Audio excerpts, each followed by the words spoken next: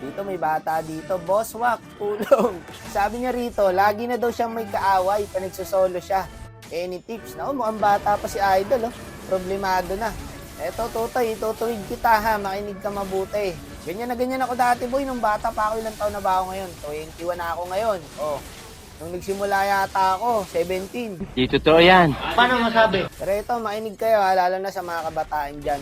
Inakain na kasi ng ML yung utak nyo eh. Nakakalimutan nyo na mag-enjoy. Masaya maglaro ng ML guys, kung gagamitin nyo lang sa tama. Iwasan nyo kasi pakikipag-away. Ito, best example tong laro na to. Ang lakas ng kalaban.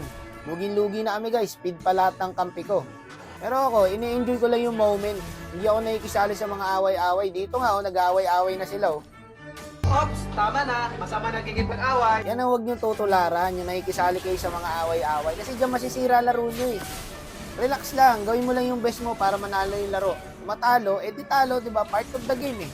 Kaya nakaka-distract yung ganon, yung chat ka ng chat, nakikipag-away ka habang in-game. Hindi ka makaka-focus, mawawala ka sa focus. Kaya ang gawin mo, focus ka lang, hayaan mo lang sila. Di ba? Advantage sa'yo yun, boy, pag naka-focus ka. Kaysa nakikipag-away ka. Ang hanapin mo lagi, kaibigan. Huwag kaaway. Tandaan mo yan. Maging mabuting player ka sa laro na to. Napakarami ng masasamang loob dito sa solo RG. Huwag na kayo dumagdag. Hayaan nyo na sila. Basta kayo, ang goal nyo, focus, magpalakas, magpa-improve. Okay? Huwag na kayo makisali sa away ng mga Tagalog at Bisaya. Hayaan nyo sila mag-away-away. Ay, hindi nila alam. Pare-parehas lang din naman sila tumatae. Pare-parehas kanin lang din ang kinakain. Na hindi ko maintindihan kung bakit sila nagpapalakasan eh. No? Kung sino mas malakas, Tagalog ba o Bisaya. Ba't hindi tayo magmahalan? Okay ng inang yan, di ba? Ba't napakahirap gawin sa isang tao yon? Ang magmahal ng kapwa-tao. Tama? Tama, di ba? May point? Bakit kailangan lagi kayo nakikipag-away dito? Hindi ako galit ha. Nagpapaliwanag lang ako. Hindi ko maintindihan eh kung bakit namatay pa ako ron. Palang niya. Puro stan inabot ko ron, boy ah. Tapos dito, tinuturuan pa ako ng suyo. Mag-dominance daw ako. Yung standing ng suyo, 2-6. Masusuntok kita. Ay, wag! Masusuntok kita. Wag! Nakita niyo yung random. Kung sino yung feed, yun yung nagmamagaling. Yan ang huwag niyo tutularan. No? Yan ang sinasabi ko eh. Kung sino maingay dito, siya pa yung tanso eh. Di ba? Totoo yan. Ang tagal ko na nagsasolo. Lahat dito, lahat ng ugali, na ano ko na, na-encounter ko na. Uubusin yung pasensya mo, talagang gagalitin ka ng random eh.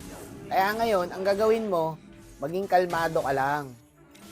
Okay, huwag kang masyado magpa-trigger sa mga ganun. Huwag mo masyadong personalin. Siguro kung ikaw dito, sasagutin mo na yun eh. Tama? Tama, di ba? Sasagutin mo na yun. Kasi nagmagaling eh. Feed na, nagmamagaling pa. Pero wag, kontrolin mo ang emosyon mo. Tama, yabang pa ng kampi ko. Nagyayabang pa, binuhat mo lang naman, di ba? Yan ang hirap sa random eh. May mga ganitong random kasi talaga.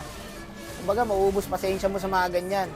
Nanalo pa kami oh. Kaka-focus ko, hindi ako sumali sa away-away nila. Alam mo standing ko boy. Lamang yung kalaban pero tinalo namin. Tama mo? Hindi ako bumaba sa honor. Yan ang sikreto. Huwag kang makikipag-away kahit bigyan ka ng mga ganyang kakampi. Yung nagtuturo sa akin kanina mag-dominance, si standing 3-8. Makikinig ka ba sa ganyan?